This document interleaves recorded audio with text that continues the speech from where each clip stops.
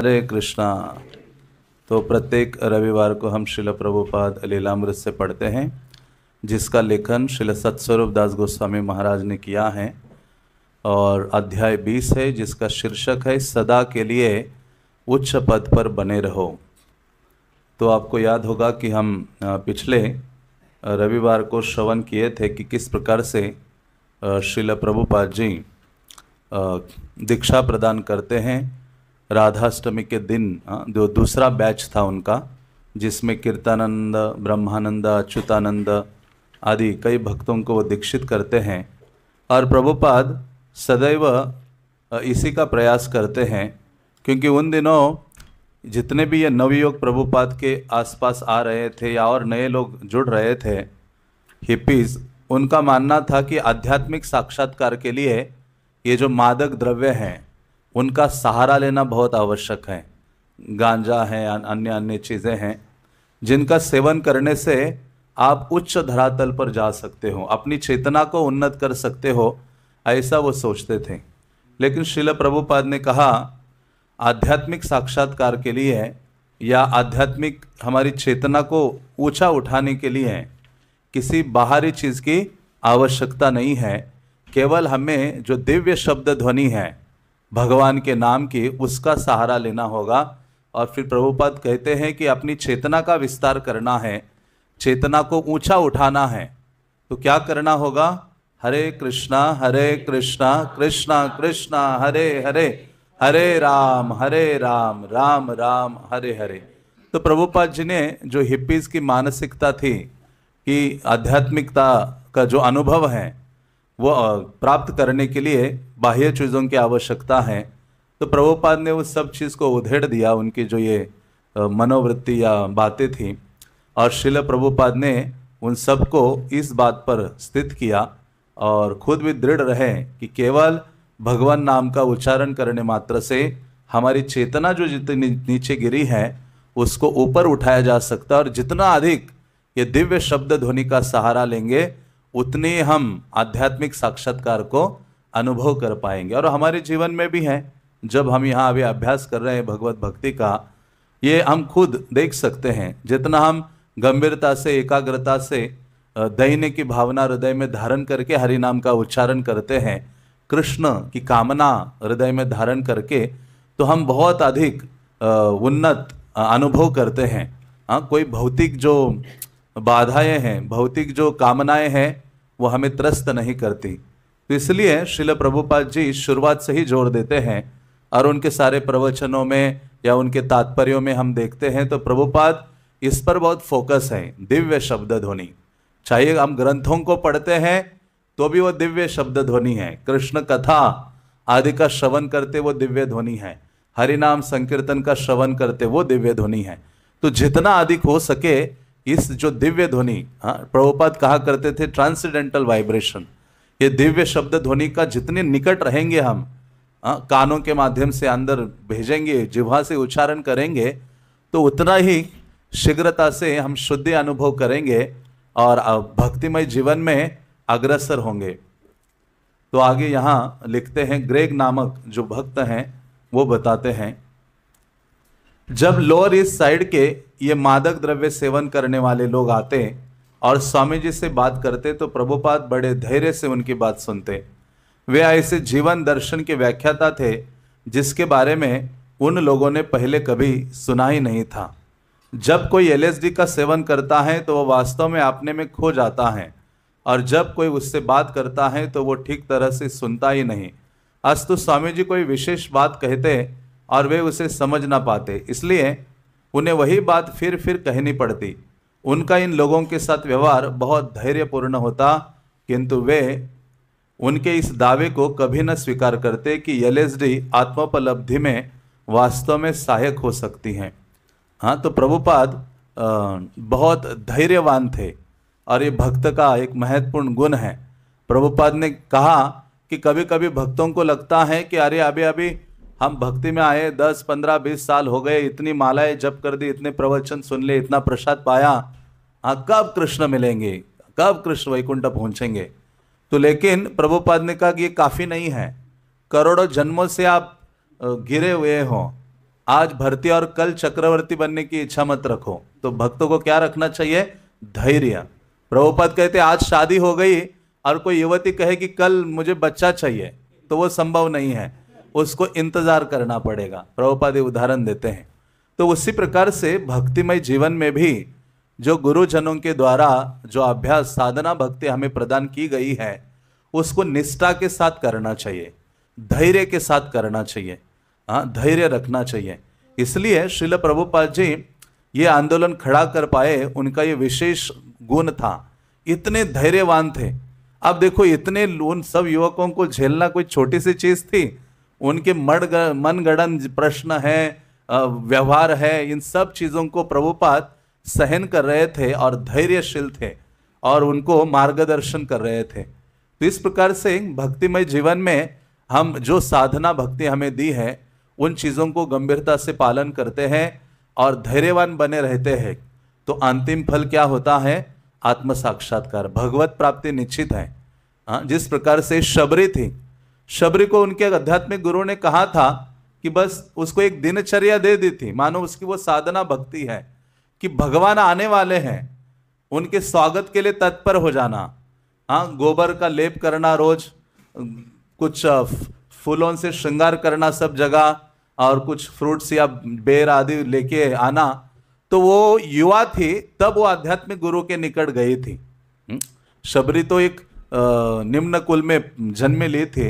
जब उसने सुना, उसकी शादी होने वाली थी और उसने सुना कि जो बारात में आने वाले लोगों के लिए जो भोजन है वो सारे बकरों को काट के खिलाने वाले हैं, जैसे ही ये उसके कानों में गया, उसी रात को घर छोड़ के भाग गई और सीधा जहां मातंग ऋषि आदि ये साधुगण रहते हैं, आज भी वो स्थान है, हम्पी आप जाएंगे कर्नाटका में, बहुत सुंदरतम स्थली है उनका, वो गुफा है और सरोवर है वहां, पंपा सरोवर। तो इस प्रकार से जब वो वहां पहुंची तो साधु लोग तो दूर ही भागा रहे थे उसको, क्योंकि वो एक स्त्री थी या एक युवती थी। हाँ, लेकिन मातंग ऋषि थे शायद, उनके जो गुरु थे, उन्होंने उनको आश्रय दिया और दिनचर्या प्रदान की और उन्होंने शरीर छोड़ा, उनके गुरु ने, वृद्ध हो गए थे। लेकिन ये युवा अवस्था से लेकर पूरी वृद्धावस्था आ गई थी, लेकिन उसने अपना जो प्रतिदिन का जो कार्य है उसको छोड़ा नहीं और उतने ही उत्साह के साथ किया। इसलिए रूप गोस्वामी कहते हैं उत्साहात निश्चयात धैर्यात। ये जो उपदेशामृत है वो जन्म से लेके अंत तक, भक्तगण कहते ओम से लेके टोम तक, मतलब जन्म लिया तो पूरा मरने तक, मतलब आपको मार्गदर्शन करने वाला ग्रंथ है उपदेशामृत, जो हमें रूप गोस्वामी ने प्रदान किया है। और श्रील प्रभुपाद ने रूप गोस्वामी के 2 ग्रंथ दिए हैं, भक्ति रसामृत सिंधु और उपदेशामृत। उपदेशामृत सारे शास्त्रों का मानो निचोड़ है। वो चैतन्य महाप्रभु उपदेश दे रहे थे जगन्नाथपुरी में, अरे रूप गोस्वामी पीछे बैठे थे उनके, महाप्रभु बोले जा रहे थे तो उन्होंने अपने नोट्स बना लिए और संक्षिप्त में उनको जो 11 श्लोकों में प्रस्तुत किया रूप गोस्वामी ने। तो भक्तों के लिए बहुत आवश्यक है वो, तो इसलिए प्रभुपाद ने नेक्टर ऑफ इंस्ट्रक्शन के रूप में उपदेशामृत को हमें प्रदान किया है। तो उसमें वो धैर्य की बात करते हैं। तो उसी प्रकार से ये शबरी का जीवन हमारे लिए मूल्यवान है कि मतलब युवा अवस्था से अभ्यास शुरू किया, वृद्धावस्था आई, लेकिन उत्साह कम नहीं हुआ अपनी सेवा में। हाँ, हमारे लिए वो लागू होता है, प्रतिदिन मंगल आरती आना, ग्रंथों का अध्ययन करना, दिन दी गई जो सेवा है उसको करना, 16 मालाओं का जप करना, भक्तों का संग करना, प्रतिदिन कथा सुनना, ये रोज रोज करना है। लेकिन कभी कभी हम सोचते अरे अभी कहाँ, कभी ढीले हो जाते हैं ना। हाँ, तो लेकिन भक्तों का संग करते हैं तो फिर से वो उत्साह आता है। प्रभुपाद कहते हैं, प्रभुपाद को पूछा उत्साह कैसे लाना है।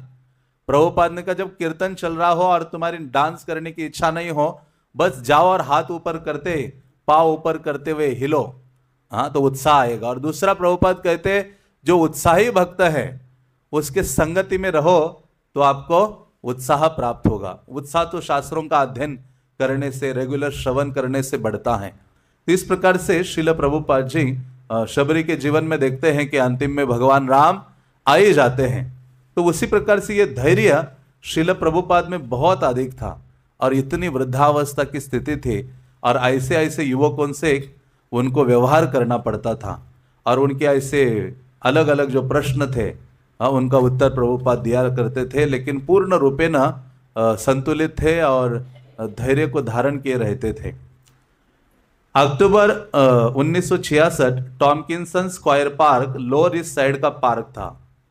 इसकी दक्षिण सीमा में 7 स्ट्रीट थी, जिसमें भूरे रंग के पत्थरों से बनी 4-5 मंजिली इमारतें खड़ी थी।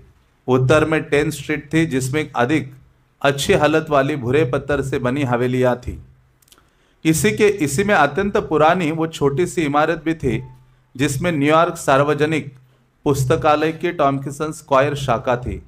पार्क के पूर्वी छोर पर एवेन्यू बी पर 1848 में निर्मित सेंट ब्रिगेड का गिरजाघर था, जबकि सारा पड़ोस आयरिश मूल का था। इस ब्लॉक का अधिकांश भाग अब भी गिरजाघर, स्कूल तथा रेक्टर निवास से घिरा था।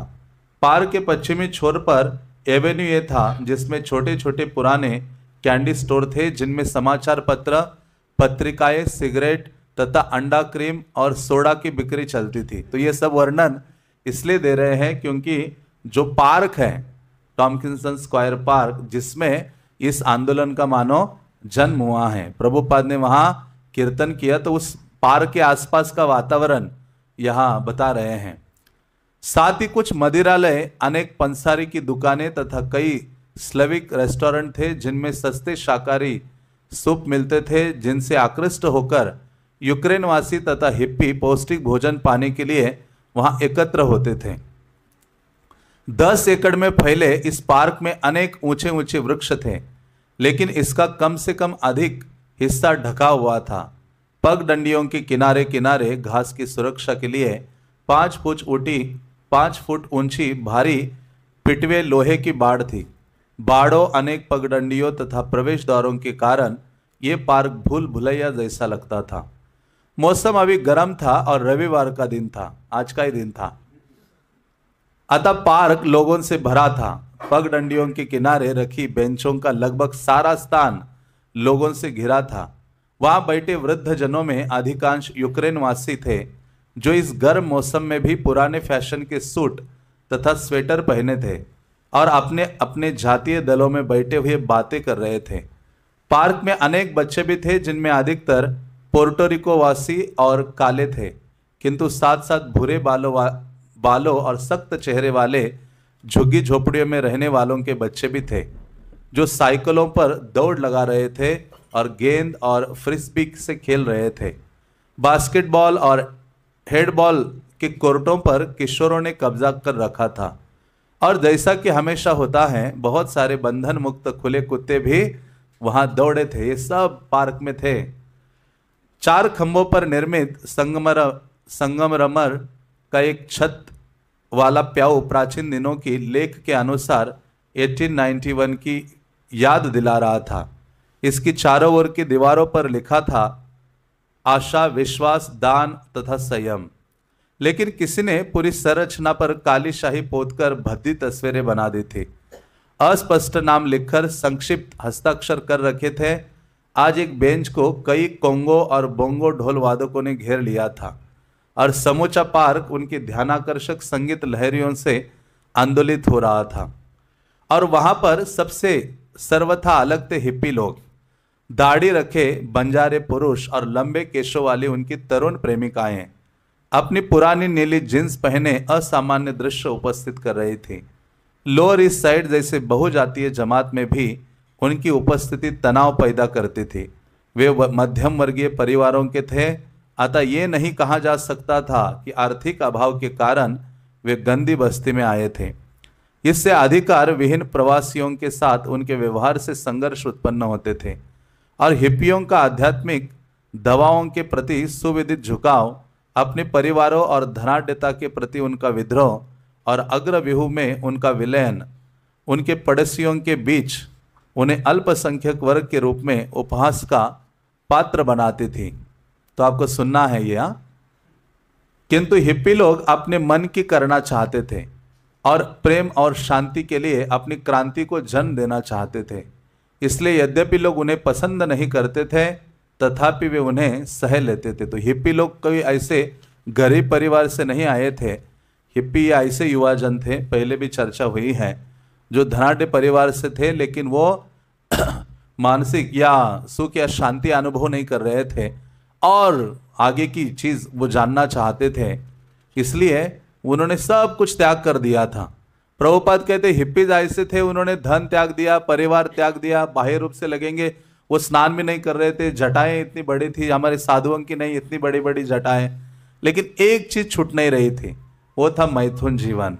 प्रभुपाद कहते इसी कारण से सारा संसार उसमें लिप्त है, सब कुछ त्याग कर सकते हैं। तो इस प्रकार से अंततः ये जो हिप्पीज हैं वो प्रेम और शांति चाह रहे थे, और हर जीव, चाहे वो किसी वर्ण, देश, जाति, समाज आदि का क्यों ना हो, हर एक व्यक्ति को क्या चाहिए? प्रेम और शांति। हम जन्म लिए हैं तो प्रेम के प्यासे हैं, भूखे हैं। जन्म लेकर जब से लिया है मृत्यु तक एक ही चीज ढूंढ रहे हैं, कोई प्रेम करने वाला व्यक्ति चाहिए मेरे जीवन में, जो मुझ पर पूरा प्रेम करे, और मैं भी किसी को ढूंढ रहा हूं जिस पर मैं पूर्ण रूपे न प्रेम करूं, ऐसा व्यक्ति अपने जीवन में मैं ढूंढ रहा हूं। तो बाल्यकाल से लेकर वृद्धावस्था, मृत्यु तक हम एक व्यक्ति को ढूंढ रहे हैं जो हमसे निस्वार्थ प्रेम करे और हम भी उस पर निस्वार्थ प्रेम करें। लेकिन ऐसा कोई व्यक्तित्व इस जगत में नहीं है, और वो केवल है तो कौन है? कृष्ण है। इसलिए प्रभुपाद कहते थे Krishna object of love, Krishna प्रेम के विषय हैं, कृष्ण है प्रेम करने के लिए है। हाँ, और जब आप कृष्ण से प्रेम करने लगते हो तो आप सोच नहीं सकते कि कृष्ण आपसे कितना प्रेम करेंगे। इतना भक्तों से प्रीति करते हैं कि वो भक्त की सेवा के लिए सदैव तत्पर हो जाते हैं। अपना जो पद है, भगवत्ता का जो पद है, उसको वो त्याग देते हैं, भक्त बन जाते हैं। तो इस प्रकार से अंततः हम अपने जीवन में शांति की कामना करते हैं और सदैव प्रेम के भूखे हैं। तो इसलिए प्रयास करना चाहिए, क्योंकि हम भाग्यशाली हैं कि हमें ये ज्ञान प्राप्त हो गया है पूर्व सुकृति के कारण, आध्यात्मिक गुरु या वैष्णवों के द्वारा, कि प्रेम करने वाले जो व्यक्तित्व है वो केवल कृष्ण है। इसलिए भगवान के प्रति प्रेम की भावना को क्या करना चाहिए?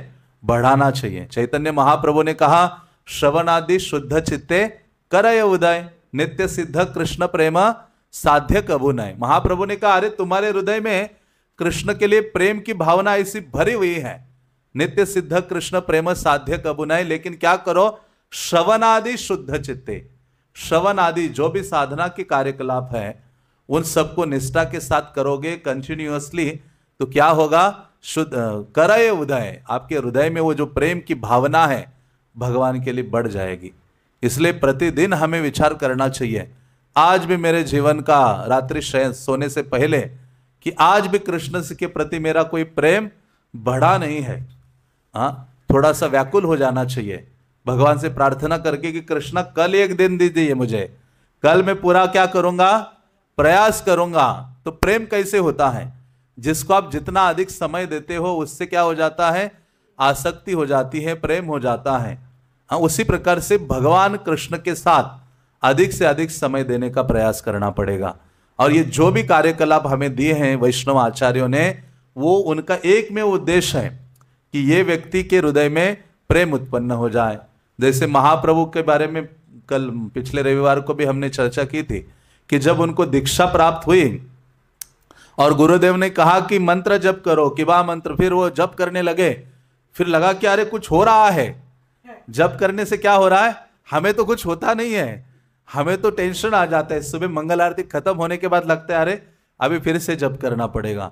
महाप्रभु को हृदय में ऐसा कुछ हो रहा था। महाप्रभु कहते किबा मंत्र दिला गोसाई, किबा तारा बल, जपिते जपिते मंत्र करिल पागल। हे गोसाई, हे गुरुदेव, कौन सा मंत्र आपने दे दिया? जितना इसका जप कर रहा हूं ना, मेरा पागलपन बढ़ रहा है। कृष्ण के लिए पागल हो रहे थे। तो जब गुरु के पास गए, कुछ हो रहा है तो पूछना चाहिए कि ये सही हो रहा है या गलत हो रहा है। गुरुदेव ने कहा ये सही हो रहा है।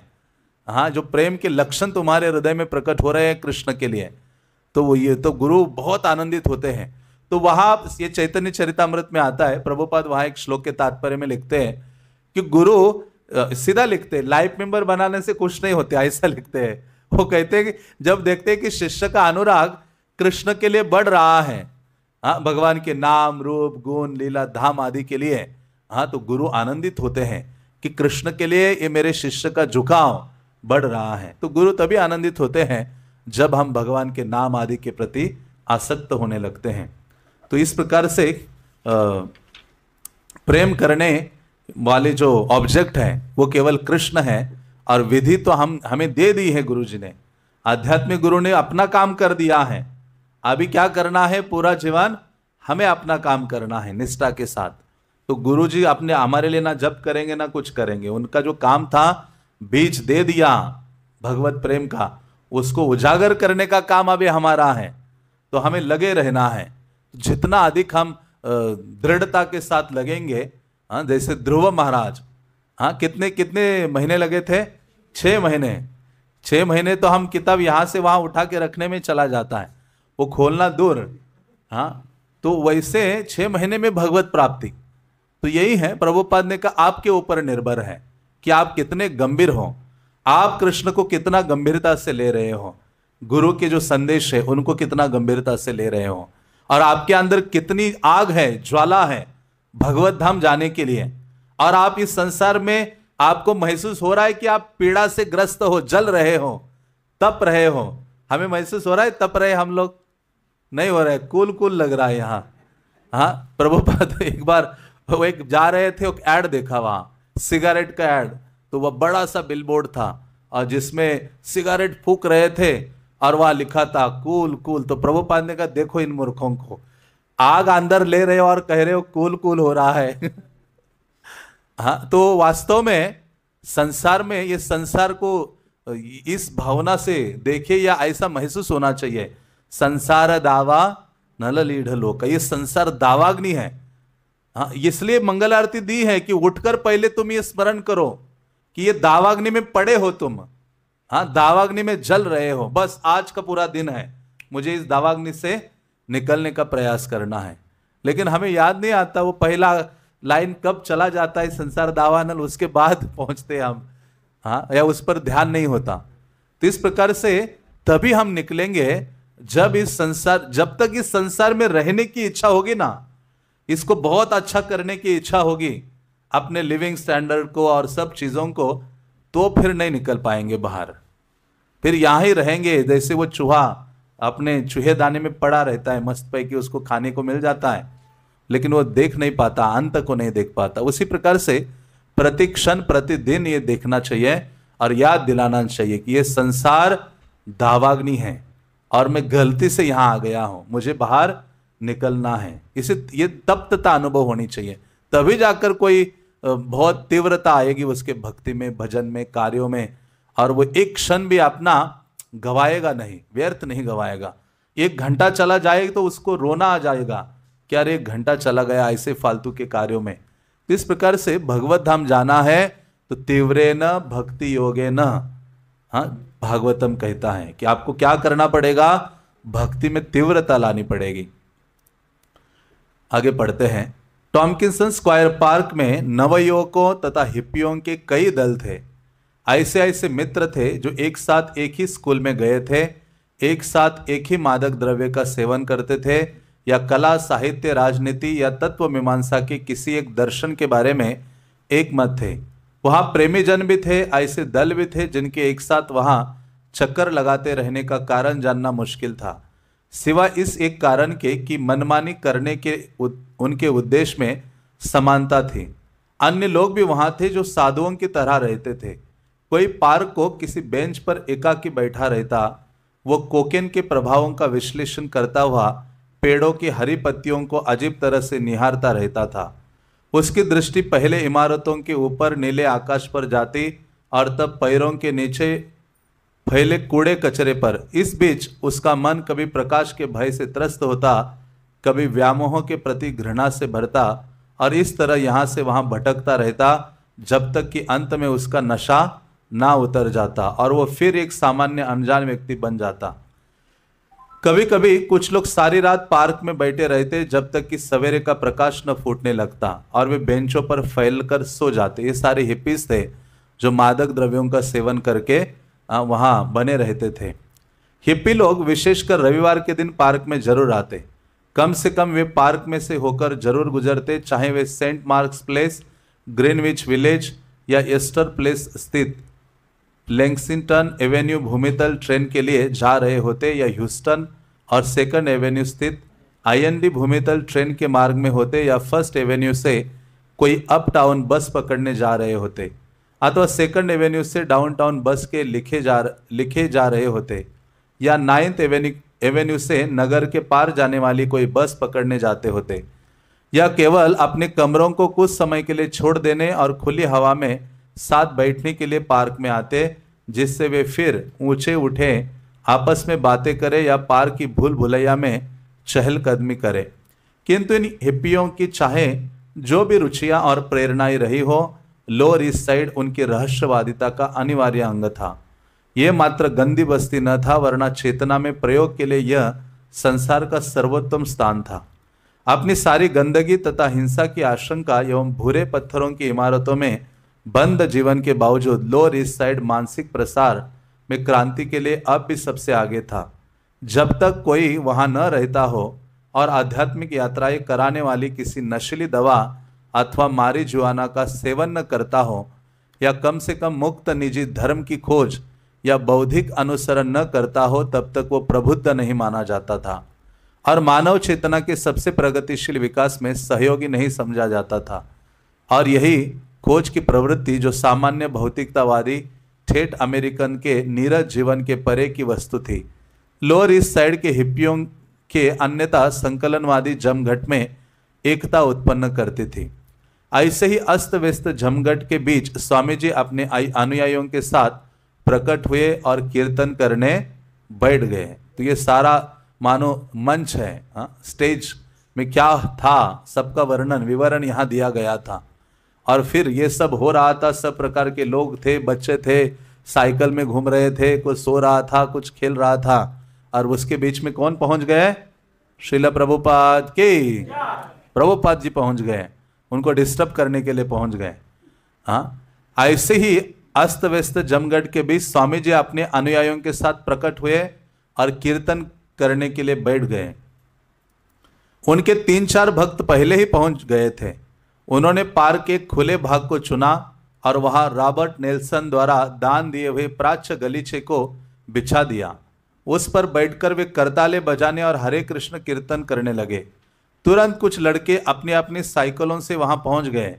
वे गलीचे के बिल्कुल पास रुके, अपनी साइकिलों से सटे वे खड़े हो गए और उत्सुकता तथा निरादर की भावना से घूरते रहे। अन्य राही भी सुनने के लिए जुटने लगे।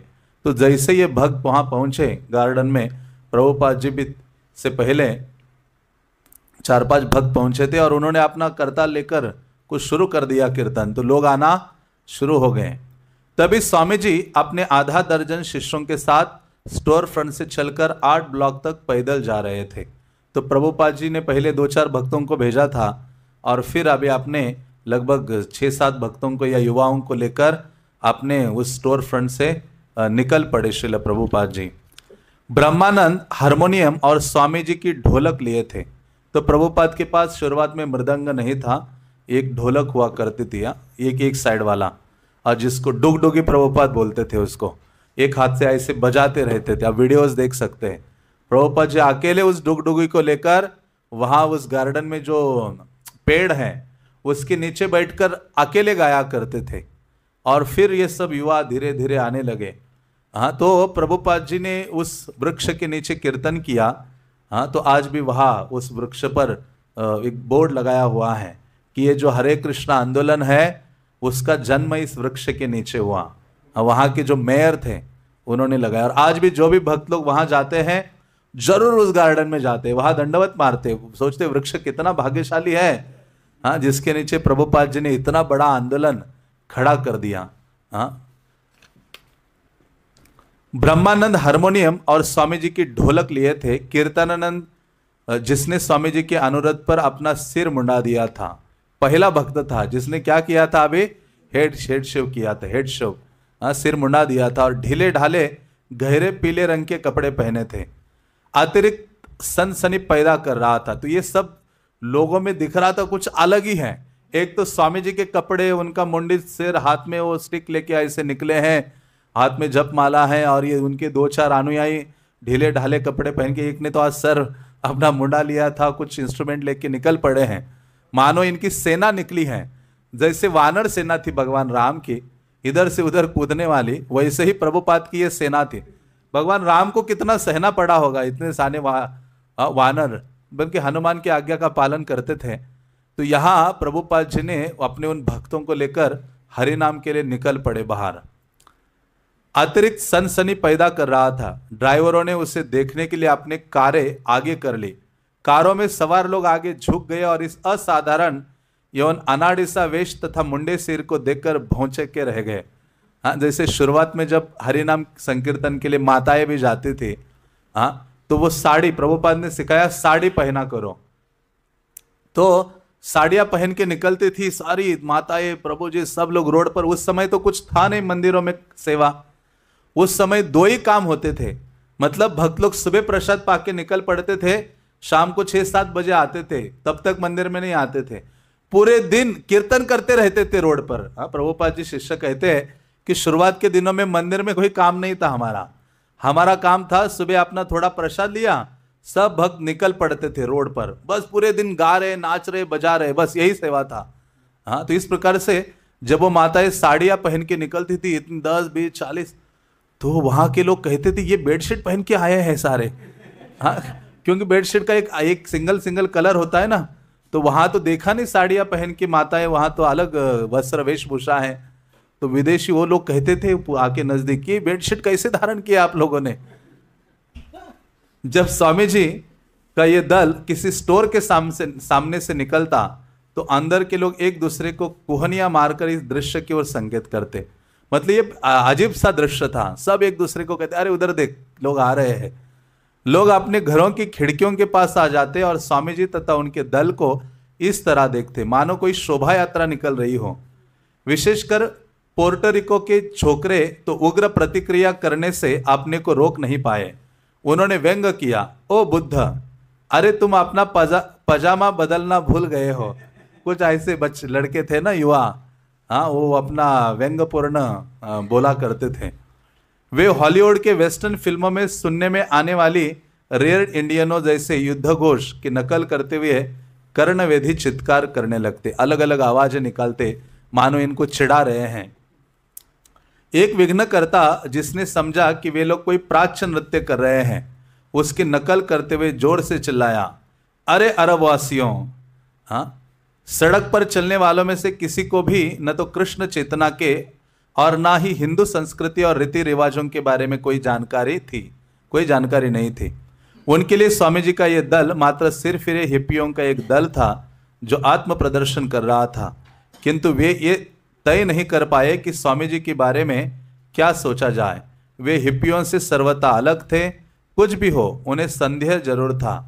जैसे इरविन हार्टमन को, जो लोअर ईस्ट साइड का एक पुराना निवासी था, उसे इस अजनबी के प्रति सहानुभूति हुई। स्पष्ट रूप से शांतिपूर्ण मिशन पर आया एक प्रतिष्ठित व्यक्ति प्रतीत हो रहा था।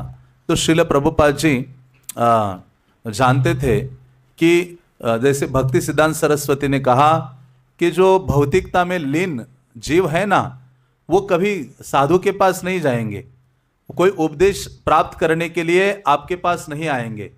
कलियुगा में साधुओं को उनके पास जाना होगा, और वो इतने डूबे हुए हैं अपने कार्यों में।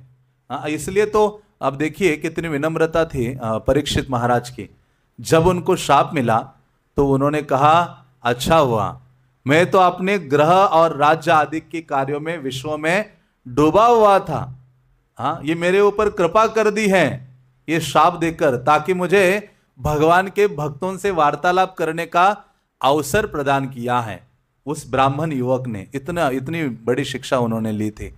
और जब शुकदेव गोस्वामी उनके सामने आते हैं तो वो गदगद हो जाते हैं और उनसे प्रश्न करते हैं, हाँ, कि क्या मुझे श्रवण करना चाहिए, हाँ, किस नाम का जप आदि करना चाहिए। तो श्रील भक्ति सिद्धांत सरस्वती कहते थे, संसारिक जो लोग हैं सदैव डूबे रहते अपने गृहस्थी के कार्यों में, उनको कोई अन्य चीज का भान नहीं है कि ये जीवन बहुत थोड़ा समय के लिए है। हाँ, मुझे कभी भी बाहर निकाला जा सकता है मृत्यु के द्वारा। तो वो कहते थे भक्ति सिद्धांत महाराज कि कोई मंदिर बहुत दूर जंगलों में नहीं होना चाहिए, जहां सबसे ज्यादा भीड़ भाड़ वाला स्थान जहां हो भक्ति सिद्धांत महाराज कहते थे उसके बीच में क्या होना चाहिए, मंदिर होना चाहिए जहां बहुत भीड़ हो। कभी कभी हम कहते हैं अरे कहाँ भीड़ में फंस गए, अभी ये मंदिर हमारा पूरा भीड़ में है, हमारे पास जगह नहीं। वो कहते नहीं, ऐसे ही स्थान में होना चाहिए ताकि जो जीव डूबा हुआ है अपने इंद्रिय भोग आदि में, हाँ, उसको जगाया जा सके। तो इसलिए श्रील प्रभुपाद जी कहते हैं कि मंदिर रहने खाने पीने के लिए नहीं है, होटल जैसा नहीं है। मंदिर तो एक बेस है, बस आओ, थोड़ा सा समय के लिए रुको और निकल जाओ प्रचार के लिए। तो श्रील प्रभुपाद ने कहा प्रतिदिन बाहर जाना चाहिए, हाँ, पुस्तक वितरण हरिनाम के लिए। तो प्रभुपाद जी खुद आपने उन युवकों को जिनको कुछ ज्ञान नहीं था उनको अपने साथ लेकर उस निकल पड़े हरिनाम संकीर्तन करने के लिए। और जो सारे लोग उनको देख रहे थे वो उनका मजाक उड़ा रहे थे, हंस रहे थे। तो एक व्यक्ति हैं जिनका नाम है एरविन हालपर्न, वो बताते हैं बहुत सारे लोगों ने एक स्वामी क्या होता है उसके संबंध में अजीब अजीब धारणाएं बना रखी थी। मानव ये अभी अभी लोगों को किलो की छोटी चटइयों पर लेटे हुए देखने जा रहे हो। इस तरह की और अनेक भ्रांत मूर्खतापूर्ण धारणाएं लोगों के मनों में थी। लेकिन यहाँ तो विरोधी लोगों के मध्य एक ऐसा पुरुष प्रकट हुआ जो बहुत सौम्य, शांत, शिष्ट और पूर्णता सदाशयता से भरा था। हिप्पी है, वो कौन है, क्या कम्युनिस्ट है? जबकि युवक चिढ़ा रहे थे तो अधेड़ तथा बूढ़े उत्साहीन लोग न समझते हुए कि ये सब क्या है, या तो सिर हिला रहे थे या घूर रहे थे। पार्क तक का रास्ता निंदात्मक कुटुक्तियों, गंदे मजाकों और तनावों से भरा था। तो प्रभुपाद ने कहा इस मार्ग में हम चल रहे हैं तो हर समय आपके ऊपर देवतागण फूलों की वर्षा नहीं करेंगे कि अभी हम भक्त बन गए हैं, तिलक माला सब धारण किया है। नहीं, भक्त को तो ज्यादा तपाया जाता है। कोई भी भक्त का जीवन ले लो जिसका जीवन क्या हुआ है, तपा हुआ है। प्रभुपाद जी का जीवन ले लो, हाँ, शुरुआत से अंत तक कितना भगवान परीक्षा लेते हैं, लेकिन भक्त भगवत सेवा को छोड़ता नहीं है। हरिदास ठाकुर वो इसलिए मारा गया 22 बाजारों में क्योंकि उनकी एक ही गलती थी कि वो हरे कृष्ण महामंत्र का जप कर रहे थे।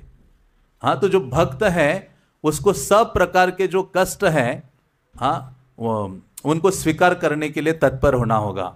हाँ, ऐसे नहीं है कि भक्त बनने के बाद सब कुछ ठीक ठाक होगा। हरिदास ठाकुर को इतना पीड़ित किया गया, बिल्कुल मृत्यु तक मारा जा रहा था। तो उन्होंने कहा कि मेरा प्राण चला जाए लेकिन ये जो कृष्ण नाम है उसका उच्चारण मैं नहीं छोड़ूंगा। तो उसी प्रकार से श्रील प्रभुपाद को भी कई ऐसी कठिनाइयों का सामना करना पड़ा।